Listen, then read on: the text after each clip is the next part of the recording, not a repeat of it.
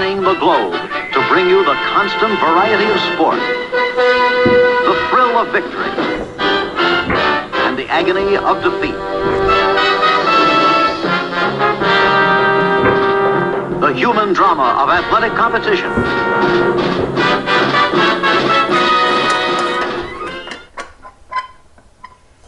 Hi, I'm Nora God. I'm a knitwear designer. I'm here in my studio in New Hampshire. And Mary Jane Mucklestone has come down to visit again, down from Portland, Maine.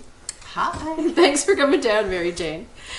So today I thought we would talk about where in the world we have been that knitting has taken us, which is quite a few places. And then we'll end up by talking about where we're going to go like next year and even the year after. We have a few things to talk about.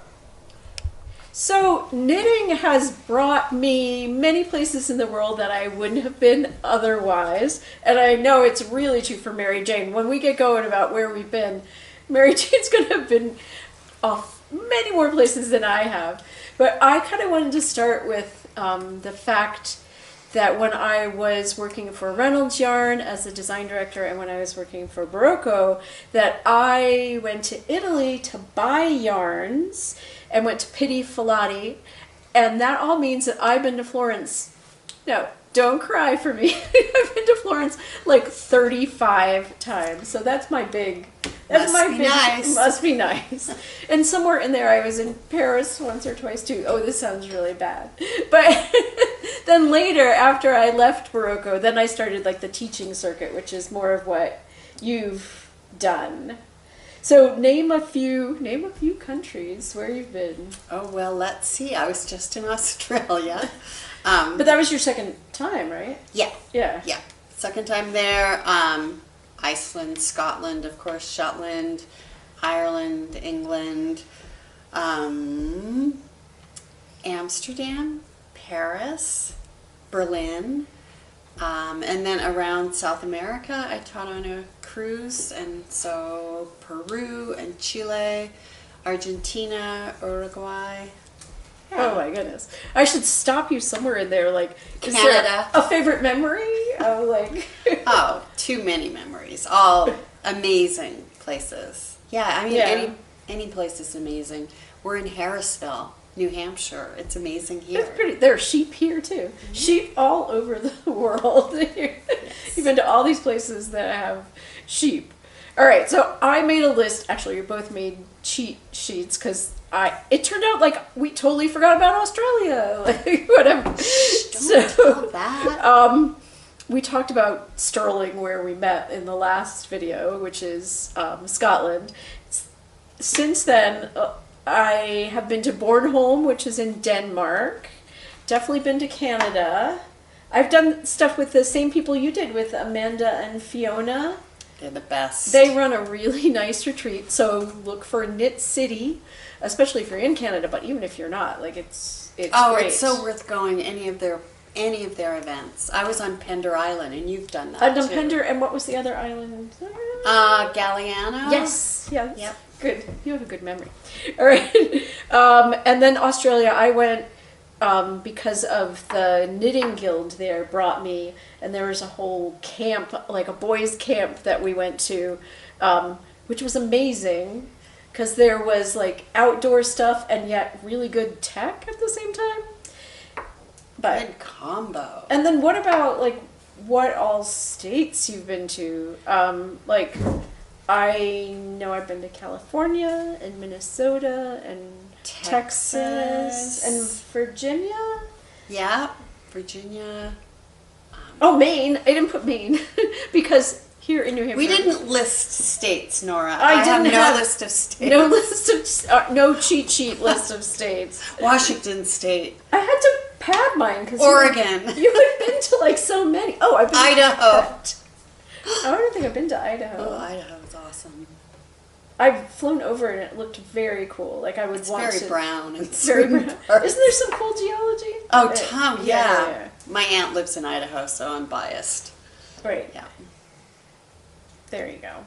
And I also have on my list because well, I didn't actually do teaching in these two places, but they are very sheepy and yarn-like. Iceland, which you already mentioned, right? Yeah, I think I taught there a couple times. You taught there. I've only been there like visiting people who were with Iztex or with Lopi, and then just visiting because it's nice there. And then last year we were in Uruguay visiting, but I got to go to Manos del Uruguay, and we'll talk about when I'm going back in a little while. Lucky, I'm so envious. It's a long trip though. Like how many flights? We took four flights to get there and four. Yeah, flights but that's to get excessive. back. You don't need to take 4 flights. Well, we wanted to fly out of Manchester instead of out of Boston. Oh, okay, well. Otherwise, it would have been 3. Come on. Yeah. I think I took 2. 2? Oh, yeah. They used to be able to take 2, but you can't anymore. It's changed. And it depended on the From season. Georgia. Oh. Oh, I guess. Well, we took a boat from Buenos Aires across the river. Oh. That's different. Probably one I of think your it's flights. way easier to get to Buenos Aires. Yeah. We just didn't. We wanted to go right into Montevideo. Anyway. Fair enough. So, are there any other stories you want to tell about where you've been? I don't know. There's no bad place to go. Like, even, well, this was when my kids were little and before I taught, but even we were in Myanmar and there was knitting up in the hills, so you can always find it. Right. Which is cool. So I did ask you to bring some things that you teach with. So in the past and probably in the future, you've done some of these things for teaching, which I think is cool. And I have a little pile too. Yeah, so these gloves are in my book Fair Isle Weekend, but you can also get them individually called Tamto. And they started out being a teaching aid of how you can use the same colors and get completely different results. So the originals were these fingerless mitts without the fingers. Is it a fingerless mitt if it has? Is it still if it a has fingerless a thumb? mitt? It still is called a fingerless mitt. But anyway, here's because they're one. partial. Okay. Yeah, because you wouldn't call them short-fingered knit because that would be somebody with short fingers. So there's these, and these are the same colors, and then these are 2 other ways of doing the same one, and then I combine them to make this. So I think what we're going to do is insert a close-up of all this too, because it's really amazing the difference. Like, it's the same pattern. It's the same, but they look so, same pattern, same colors, and yet they look so different. Here are the colors. There you go. Hold those up for now, and then we'll do a close-up. Like that. That's really amazing. So that's a cool thing. I know that at the end of some of your classes, you will take a picture with all the students' work. Yes, it's my favorite thing. Yeah. That's why I like teaching with a class, because in real life, because then you get to see, you learn as much from your classmates as you do from me, I think, just because you get to see all the different combinations. Or alternately, if everybody uses the same colors, how different the colors appear. Even though it's exactly the same combination. Everything's the same. Or just how, like if we did this in a different pattern motif, it could look completely, the colors would appear different. Right. So you just change one little thing, or Changing one element changes everything, or can. And yeah, it's endlessly entertaining. Good. It's true. So I brought a sample of what I taught in Italy last spring. Did I even mention Italy in my list? I'm failing. Yes, you talked I a did. lot about it. What? About Pitti, about Florence. Oh yeah, but That's Italy. recently I've been to another place in Italy. You're absolutely right. But all right, there's a place in Italy called the Mill at Posara where they have a week-long workshop. And what I brought last time, I've been twice, but what I brought last time was this project that's from my book, Knit, Fold, Pleat, Repeat, where we make this cowl, if you can see it. And the special thing to do is all these little pleats. So you start out making this garter stitch on the bias, increase at one end, decrease at the other, and then you go straight. And the tricky bit, that's not really that tricky, is picking up along the bottom of the first row garter here and doing like it's like a 3-needle bind off without the bind off part, a 3-needle join. You just keep going round and round. And this is the spin cycle yarn, which really shows this off. Like, it looks like each of these is a different color, but the yarn did that. Ooh, look at you. Hold your pencils. Think how many pencils or pens you could hold in there. Too bad it would only hold big knitting needles. Otherwise, it'd be very cool. You could do a whole set of double points. Ooh, it seems dangerous though. Anyway, so just to show you, we did a lot of other things in the class, like go through some slideshows that I have and did another little project. But I wanted to show that this was one of the things that I taught about. And I also want to insert a picture or several pictures of what my students did in this class, because everyone got a different color of the spin cycle and it looked really beautiful to see how they were coming out. So I think that's a nice thing to insert here. So what's coming up next? We're going to attempt to do this in chronological order, and we're going to put notes in the notes, in the more of the YouTube video, we're going to put notes. But I think the next thing coming up for me, I know it is in 2 weeks I'll be in Camden with Camden, Maine. Camden, Maine. Are there other Camden? New Jersey. Oh, you're right. Oops, sorry, New Jersey. I'll be in Camden, Maine with Knit Trippers, and I am more than sure that this is full this trip, but you might want to look them up. It's a lovely little retreat with like 20 people, and we're going to be doing something kind of ambitious here. We're going to be partially making this little baby sweater, because we're talking about making sweaters from half hexagons. That's going to make any sense to you. So the whole yoke is a half a hexagon, and there's a special way that's put together, and then a special way to add the sideways band. And I have 2 full sweaters designed with the same technique, so they'll actually get the patterns for those as well. And I'm going to spend like an hour talking about, a whole hour I think, talking about my relationship with hexagons and how I started and went on from there and just couldn't stop using hexagons and pentagons in things. What yarn is this? That is Barocco's Merino 401, named after their area code. So do you get to use whatever yarn you want for the class, or? No, Barocco has kindly given us 2 balls for each of the students. Nice. For this class. And then also, actually there's a lot of giveaways in this class, because Brooklyn Tweed has given us a skein of imbue, which one of the sweaters is made in imbue, and I fell in love with it. So they're going to get to work with, or touch and work with, a lot of nice yarn.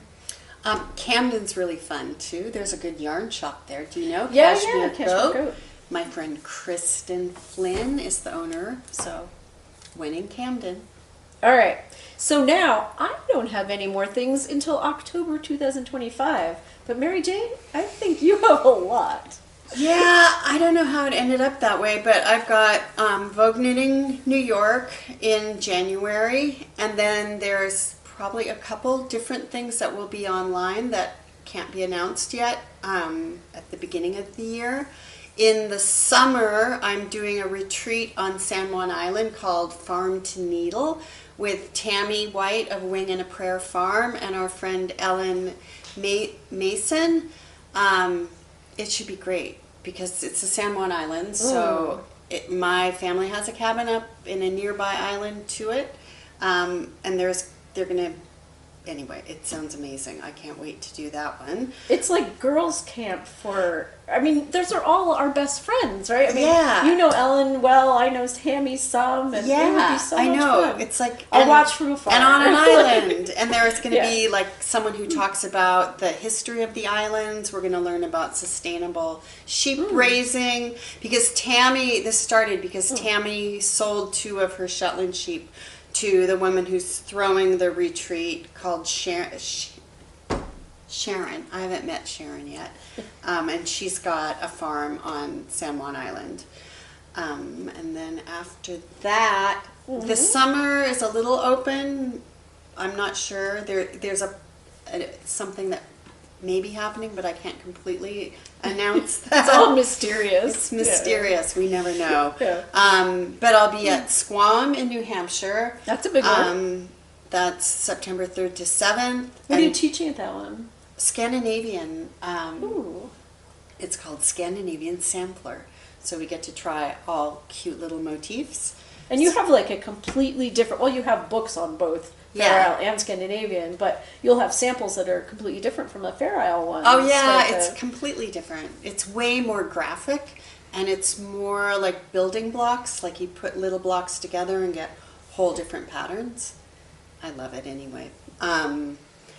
What else? Then Haystack, which is, I think it's called May Knits, but it's up at Haystack, the art school. Which is gorgeous. What month are you doing the Haystack one? That's mid-September. It should be amazing. Unbelievable. Right? So I hope I'm allowed to announce that. Maybe I'm so. not. Sorry. I'm sure you've taken the walk through the woods and down by the water, and it's just so beautiful. Yeah. If you can go to this thing, you have to go. And it's, again, like fun camping for the mature. That's not a good word. Anyway. Yeah, that was a bad choice. Or the it's grown good up. to be mature. Mature cheese is always good. Anyway, it's beautiful up there. Beautiful. And then I'm doing a cruise down the Danube with Patty Lyons, and that's the end of September. Also gorgeous time. Yeah. Yeah. I want to go to the baths in Budapest. Ooh. Then again, do you know what you're teaching at that one yet? Oh. The farther out it goes, the harder it is to know what. Something river-like. Something river-like. And Christmassy. Right. Holiday themed. Right. Maybe.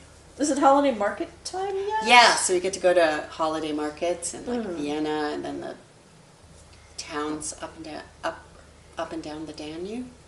Nice. Yeah, it should be. That's And a then good we can waltz. on the water. Yeah. All right. That brings us up to when? That's the end of the year. That's I it. skipped you. You were supposed to butt October. in there. I was supposed to butt in You were in supposed to butt in. October. In October, I am going back to Uruguay and doing a full week. I think it's a full week. It might be a little more than a full week in Uruguay with Manos del Uruguay. And there is it's a lot of time with the artisans. So there will be workshops by me, but there will also be workshops by the artisans, and I think there's hand dyeing, and we'll see the spinning, and we'll see the women that are making all these things, and they're all in this amazing cooperative that started in 1968, actually, so that women who were out in the country could make money to support their families and to help support their families. So the whole thing is really exciting to me, and because I met the people already, like Cecilia, at Uruguay, like I feel like I'm their friend now, so it'll be all the more fun to be there for a week with everybody. I'm really looking forward to that one. So then I don't have anything again until May of 26. You have anything in between? I have no idea. It will fill in, I'm sure. But somehow I have booked myself for 2026 because of the mill at Posara in Italy. They know that I don't like to come back every year. Like, it seems a little too soon every year. So we keep booking every other year. So I was this year and 2 years before, and now in 26. And a lot of my students, was really a great compliment. I'm really happy about it. But almost the whole class from this year have signed up again Nice. and they've already filled the week that I committed to. So I said, well, why don't I go for another week? And the mill said, great. And so I'm going for the first week in May, the second is something. It's all on my website, and we'll put a link in the more. And we determined that what everybody wanted was cables, that it's time for big cable workshops again. So I'm going to pull out stuff that I had been teaching. There's a cable game I've been teaching where people cable with ribs and with mini cables and over other things they didn't know they could cable over, whatever. And you pick cards and you play this game. You come up with a wacky I want to play cable. the cable game. Oh, we'll have to do it. Yeah. Well, we could do a video with the cable game. Yeah. Anyway, okay, and then it's going to focus on my knitting cable source book, and so every day there will be another kind of class there, but that one still has openings for that first week. So I think that wraps it up. If we don't know about any other thing, I guess that's it. Thanks for being along with us. You never know where you're going to find us in the world. No. Stay tuned. Oh no, I'll put it at the end. La, la. La, la. The day. It's Underdog. It's Mighty Mouse. Oh, it's Mighty Mouse. Whoops.